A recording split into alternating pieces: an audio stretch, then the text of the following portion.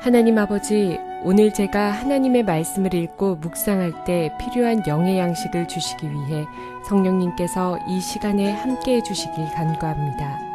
예수님 이름으로 기도합니다. 아멘. 오늘 우리에게 주시는 하나님의 말씀입니다.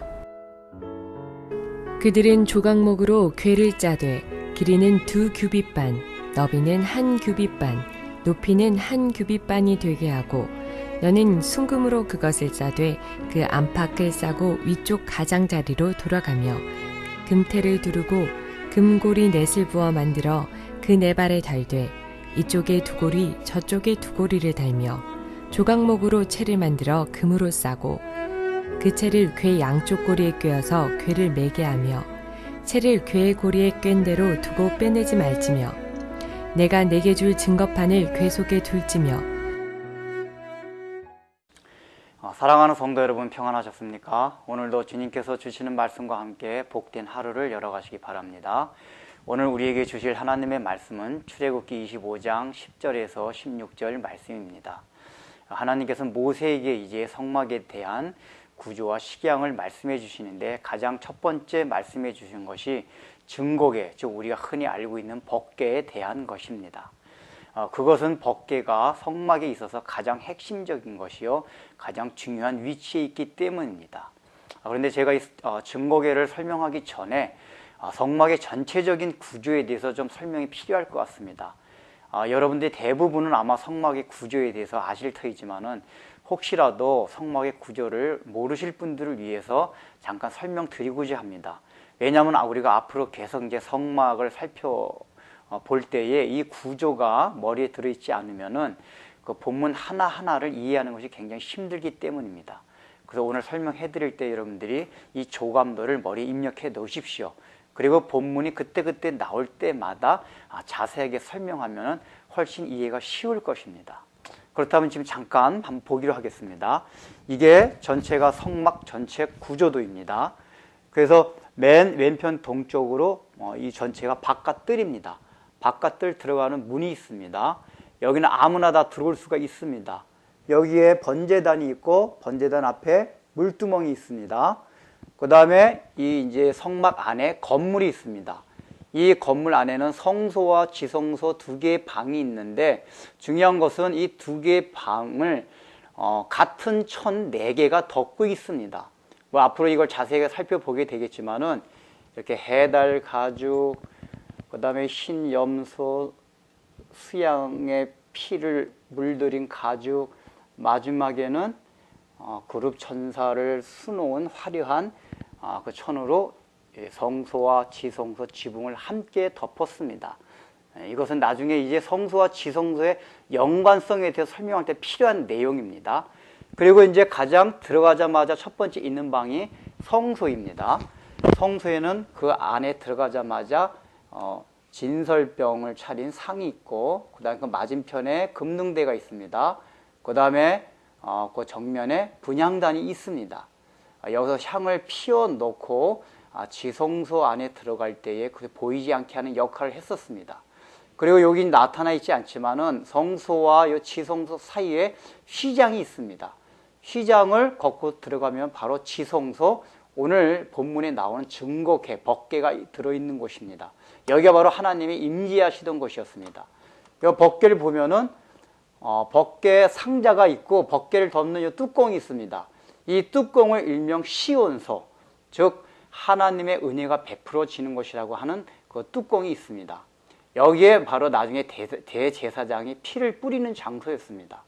그래서 이 뚜껑으로 법궤를 덮게 돼 있습니다. 이 전체를 바로 증거궤라고 말하고 있습니다. 오늘 읽은 본문은 이 증거궤 중에서도 뚜껑은 뺀 밑에 있는 상자, 그것만 지금 말하고 있는 내용입니다. 그리고 중요한 거는 이 성소와 지성소 안에 있는 휘장이 바로 마태복음에서 나오는 예수님께서 십자가에 못 박혀 돌아가셨을 때 성전에 있는 휘장이 찢어졌더라 할 때 그 휘장이 바로 성소와 지성소 안에 사이에 있는 그 휘장이 갈라져서 위서부터 아래까지 찢어져 내린 것을 말합니다. 이것은 바로 예수 그리스도께서 누구든지 지성소 안에 들어갈 수 있는 길을 열어놓으셨다는 것을 의미하는 것입니다.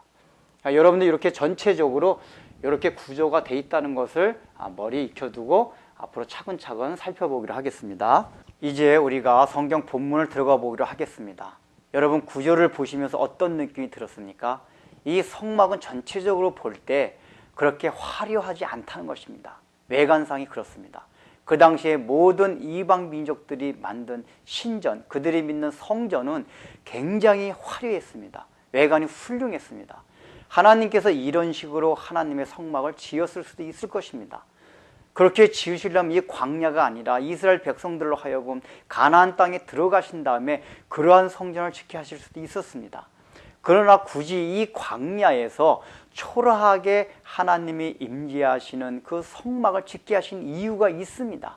그것은 바로 하나님의 임재 방식과 우리 기독교의 본질이 외관상으로 그렇게 화려하지 않다는 것을 먼저 보여주시는 것입니다. 그것이 오늘 본문에 나타난 증거계에 있습니다. 증거계는 이 성막 가운데서도 가장 핵심적인 위치에 있는 부분입니다. 하나님이 임재하신 장소였습니다.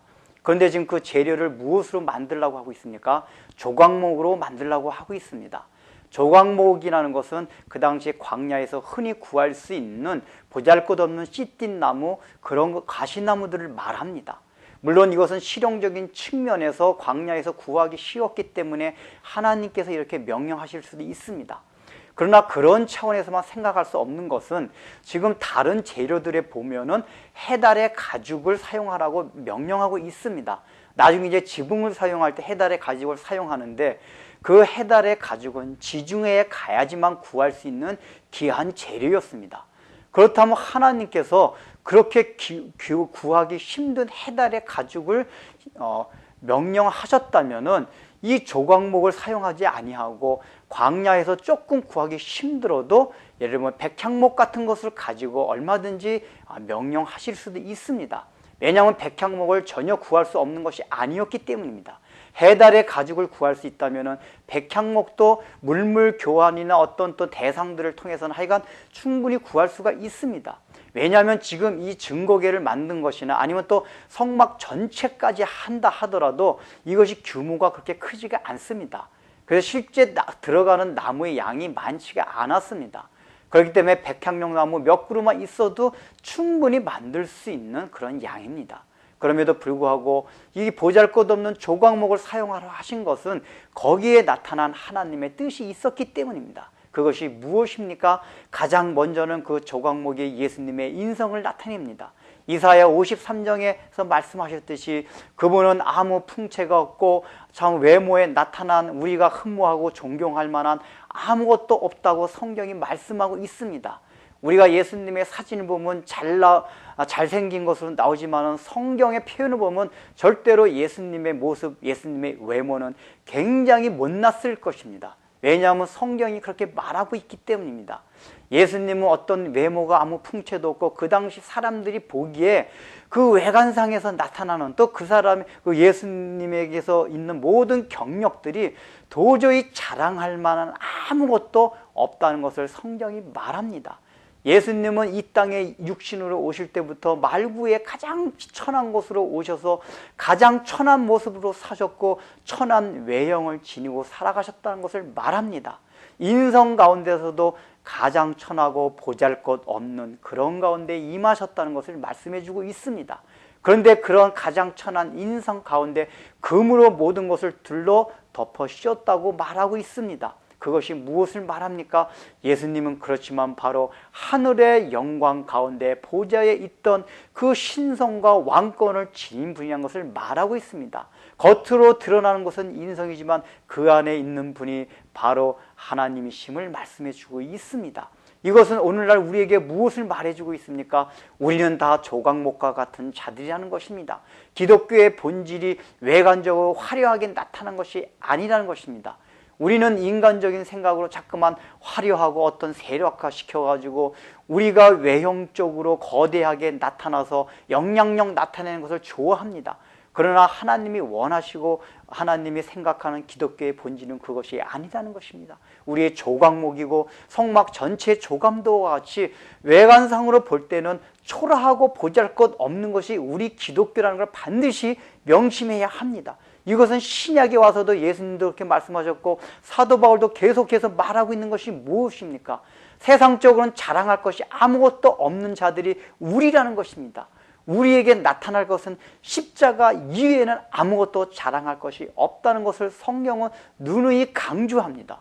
그럼에도 불구하고 오늘날 우리 기독교는 무엇을 자랑합니까? 우리에게 있는 외모, 우리에게 있는 외형적인 화려함 가지고 자꾸만 자랑하려고 하고 있습니다. 이것은 하나님이 원하시는 기독교의 모습이 아닙니다. 우리는 조각목이라는 것을 늘 의식하십시오. 사람들이 그냥 흔히 보잘것없이 생각하는 그런 비천한 존재라는 것을 생각하십시오. 우리 가운데 십자가가 없으면, 그리스도가 없으면 우리같이 불쌍한 자가 없이 돼야 하는 것이 우리 성도의 삶이며 기독교입니다. 그런데 왜 십자가가 아닌 세상 것으로 기독교를 채우려 하고 그것으로 자랑하려고 합니까? 우리 십자가만 빠지면은 우리 안에서 자랑할 것이 아무것도 없어서 세상 사람들로부터 조롱거리가 되고 비난거리가 될 수밖에 없는, 세상 사람들이 우습게 알 수밖에 없는 자들이 바로 우리라는 것입니다. 우리가 그러한 것을 생각하며 우리 기독교의 본질을 다시 한번 우리 삶 가운데, 우리 교회 가운데 우리가 실현시켜야 할 것입니다. 기도하겠습니다. 하나님 아버지, 우리는 오늘날 너무나도 우리 기독교를 외형적으로 화려하게 꾸미고 또 그것을 통하여 하나님의 영광을 드러낸다고 생각하고 있습니다. 그러나 성막의 구조부터 시작해서 지금 증거기에 나타난 모든 재료를 통해서 하나님께서 우리에게 말씀하시고자 하는 것은 기독교의 본질은 결코 외향적인 화려함에 있는 것이 아니고 세상에 있는 어떤 세력을 나타내는 것이 아니라 우리는 십자가만 빼면, 참으로 주님께서 이 땅에 오신 그 신성만 뺀다면 아무것도 자랑할 것이 없는, 보잘것없는 존재라는 것을 늘 생각하고 우리의 삶 가운데, 우리의 심령 가운데서 늘 십자가만을 자랑할 수 있는 이 복음만으로 능력을 나타내고 복음만이 우리의 자랑거리가 될 수 있는 진정한 기독교가 될 수 있도록 은혜를 베풀어 주옵소서. 예수님의 이름으로 기도드립니다. 아멘.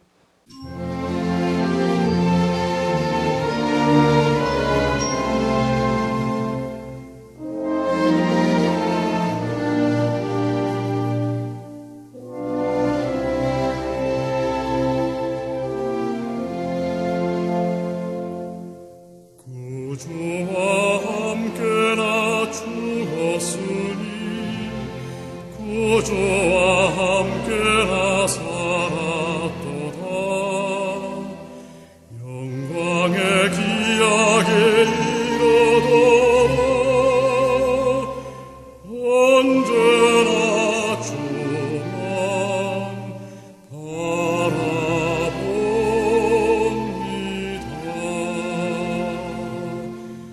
언제나